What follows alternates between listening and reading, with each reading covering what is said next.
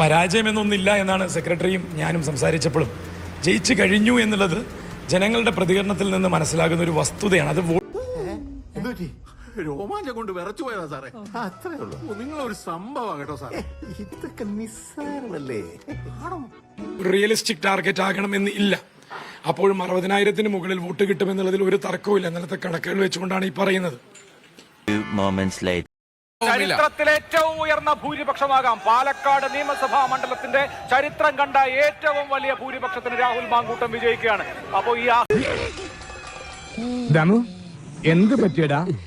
ചായ നെറുകന്തലേ കയറി ബ്ലോക്ക് ആയതാ.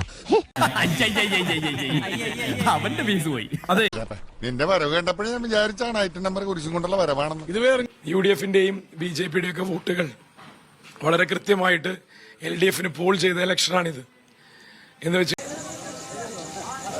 ഇദ്ദേഹത്തിന് മറുപടി അമ്മ പറയുമോ അതോ ഞാൻ സംസാരിക്കണം?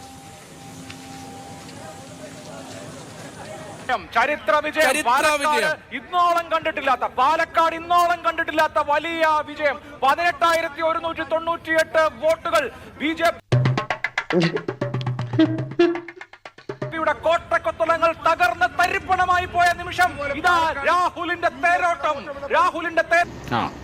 എങ്ങനെ ഇരിക്കണം? ചരിത്ര വിജയം പാലക്കാട്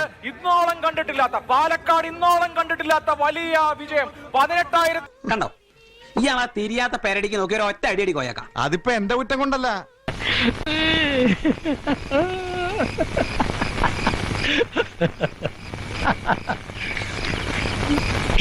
നന്നായി.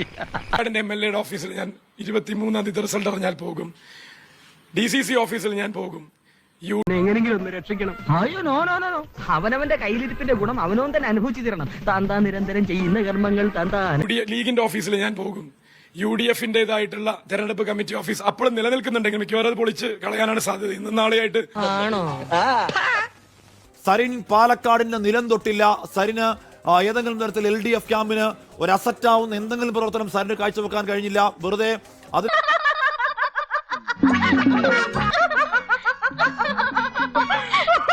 വോട്ട് നേടുമെന്ന് പറഞ്ഞ പി സരിൻ 32,000 പോയ വർഷത്തെ വോട്ട് പോലും പിടിക്കാതെ ഏറ്റവും പിന്നിലേക്ക് പോയി അല്ലേ?